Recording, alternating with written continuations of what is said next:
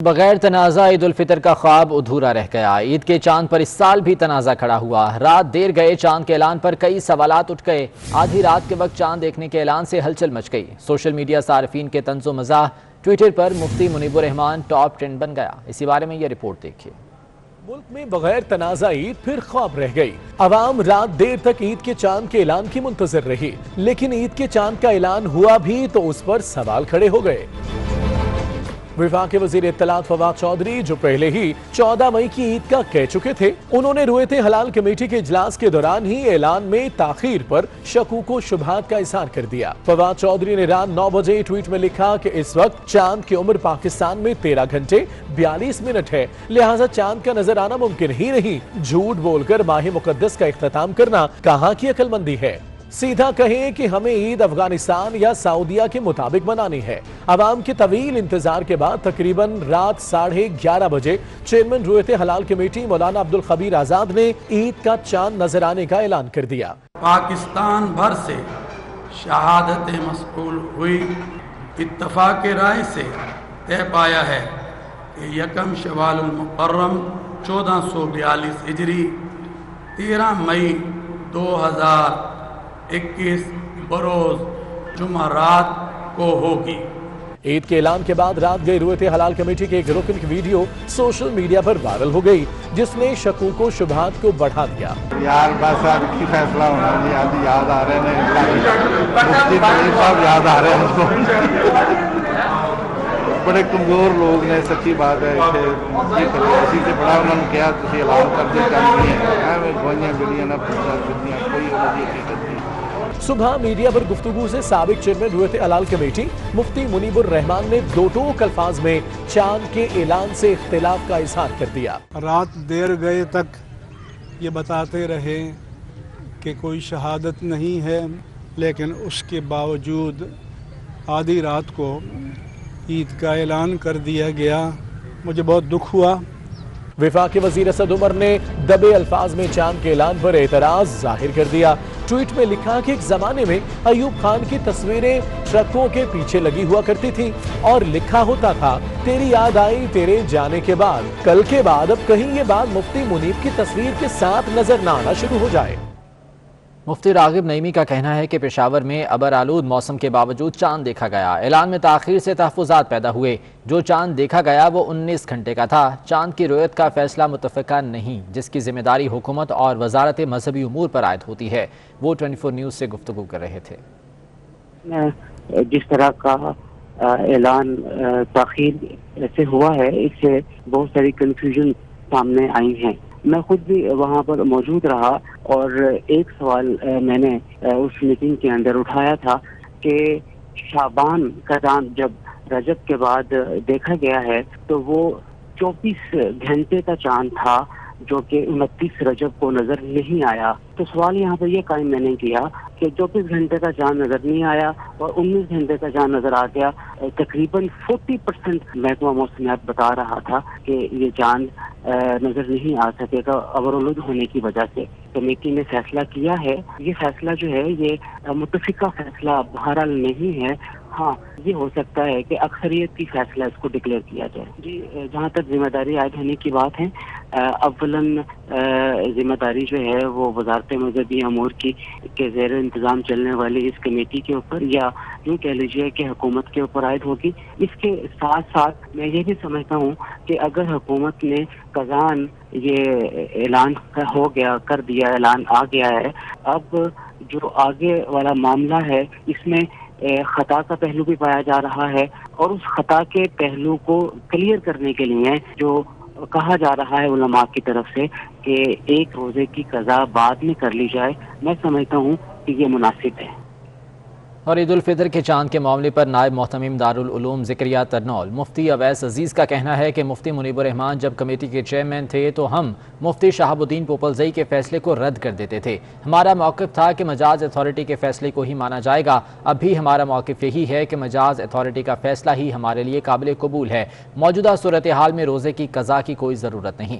تفصیلات جان لیتے ہیں، عثمان خان ہمارے ساتھ موجود ہیں۔ عثمان، بتائے گا کیا کہنا ہے اس حوالے سے مفتی اویس عزیز کا؟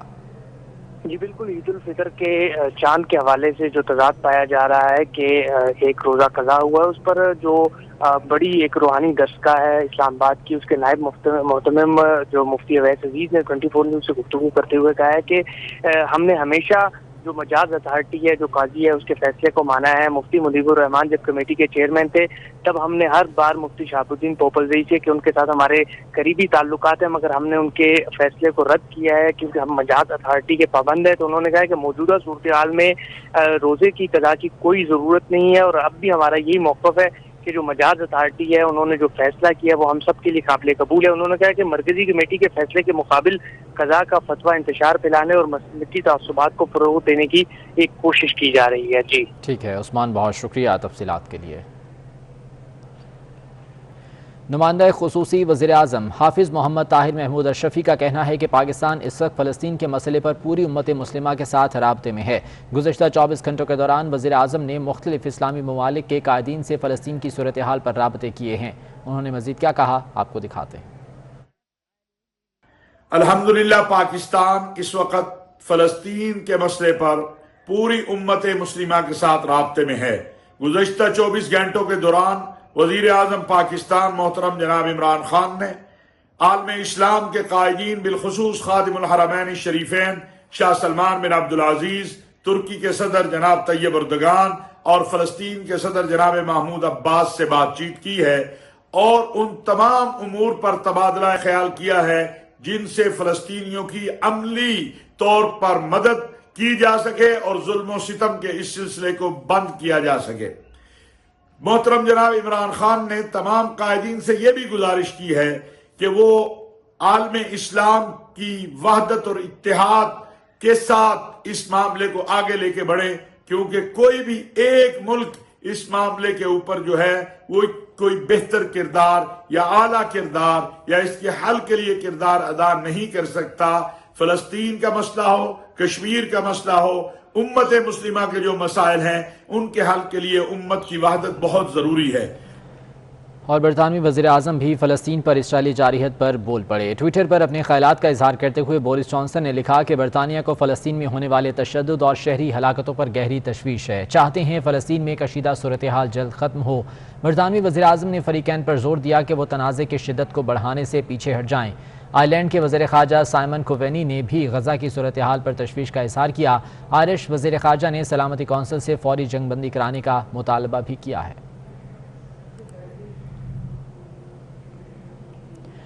عید الفطر کے دنوں میں ہر گھر میں مختلف قسم کے کھانے بنا کر عید کی خوشیوں کو دوبالا کیا جاتا ہے۔ سب اپنی اپنی پسند کے مطابق کھانے بنا کر دسترخوان سجاتے ہیں، جن میں شیر خورما کے ساتھ ساتھ چٹپٹے پکوان بھی لازم ہیں۔ خواتین کیا پکوان تیار کر رہی ہیں یہ جان لیتے ہیں، سمین نواز ہمارے ساتھ موجود ہیں۔ جی سمین، بتائیے گا۔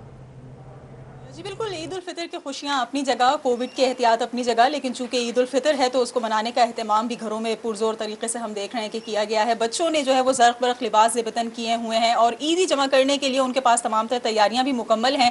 گھر میں ہی رہنا ہے، کووڈ کی وجہ سے گھر میں ہی عید منانی ہے، لیکن گھر میں بھی عید کو بہتر طریقے سے سیلیبریٹ کرنے کی تیاریاں اس وقت جاری ہیں۔ ایک فیملی کے ساتھ میں موجود ہوں، ان سے ہم جانیں گے کہ کچن میں کیا کچھ ہو رہا ہے، کیونکہ جب کوئی تہوار ہوتا ہے تو خصوصی پکوان بھی تیار کیے جاتے ہیں اور اس مرتبہ چونکہ سب اہل خانہ گھر پر ہی موجود ہوں گے تو ان کی فرمائشوں کا بھی یقیناً ایک طویل سلسلہ ہوگا، تو ان سے ہم بات کریں گے کیا کچھ ہو رہا ہے آپ کے کچن میں اور کیا پکا رہی ہیں آپ؟ السلام علیکم، میں چکن قورمہ بنا رہی ہوں، بریانی کا مسالہ تیار کیا ہے، بچوں کی فرمائش ہے کیونکہ بازار سے سب کچھ بند ہے تو بچوں کی فرمائش ہے میکرونیز بنانے کی، وہ اس کا مسالہ تیار کیا وہ بنا کے رکھوں گی اب۔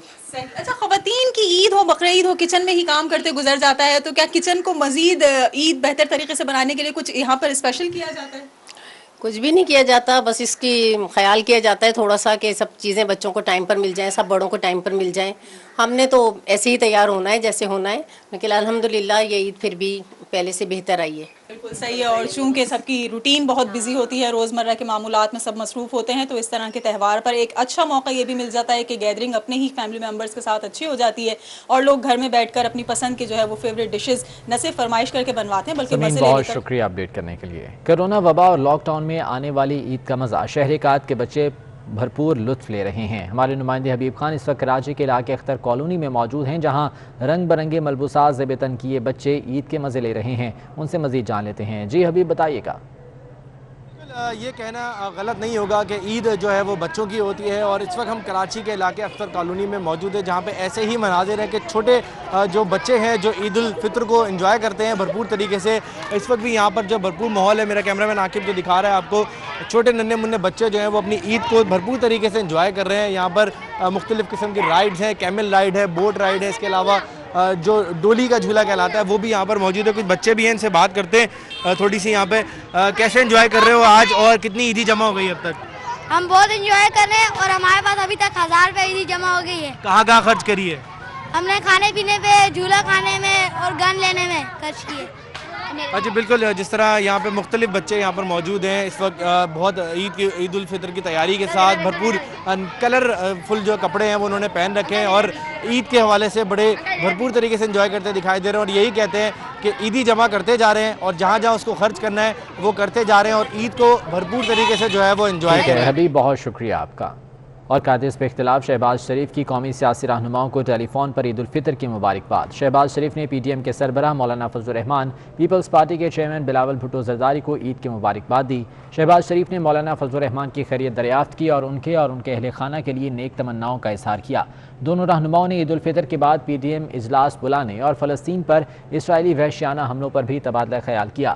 شہباز شریف نے امیر جماعت اسلامی سینیٹر سراج الحق، لیاقت بلوچ، جمعیت اہل حدیث کے سربراہ علامہ ساجد میر، شاہ اویس نورانی، ایم کیو ایم کے رہنماؤں ڈاکٹر خالد مقبول صدیقی، فیصل سبزواری اور اسفند یارولی، ایمل ولی خان، غلام احمد بلور، آفتاب احمد خان شیرپاؤ سے بھی ٹیلی فون پر گفتگو کی اور عید کی مبارکباد دی، اور قومی امور پر بھی بات چیت کی گئی.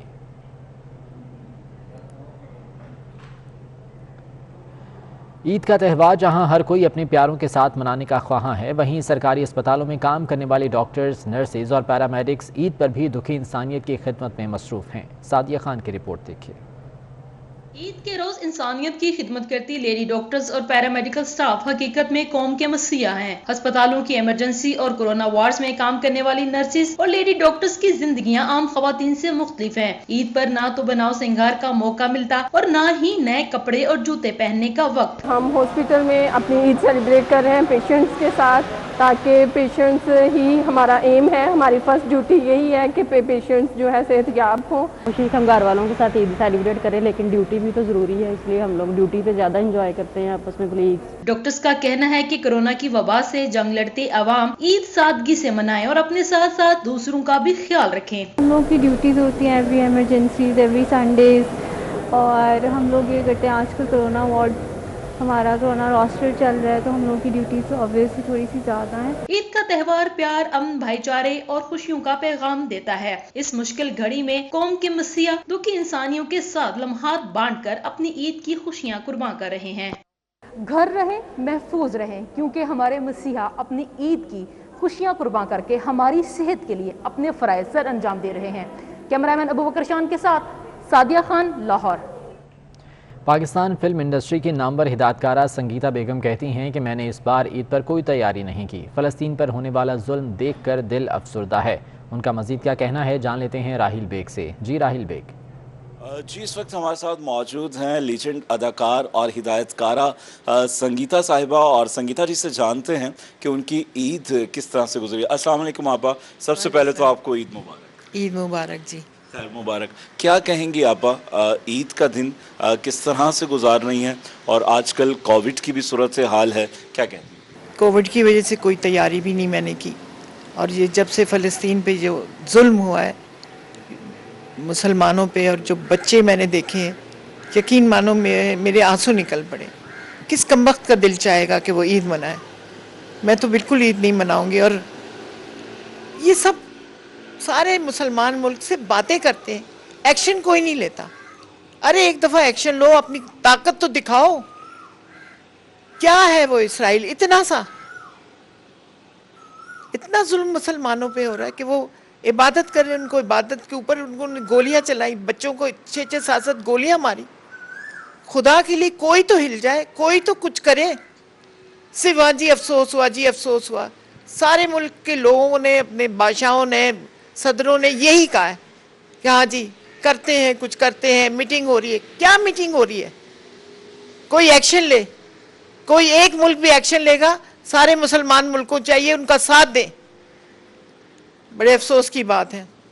बिल्कुल जी, संगीता जी हमारे साथ मौजूद थी। उनका कहना था कि इस बार ईद मनाने का दिल उनका इसलिए नहीं है क्योंकि इसराइल पर की जानिब से फ़लस्तीन पर होने वाले मज़ालिम के ख़िलाफ़ हम सबको एक होकर आवाज़ बुलंद करने के साथ अमली तौर पर सामने आना है और अपने इन ख्यालात का। राहिल, बहुत शुक्रिया आपका। और इस बुलेटिन से इतना ही, वापस आएंगे हेडलाइंस के साथ।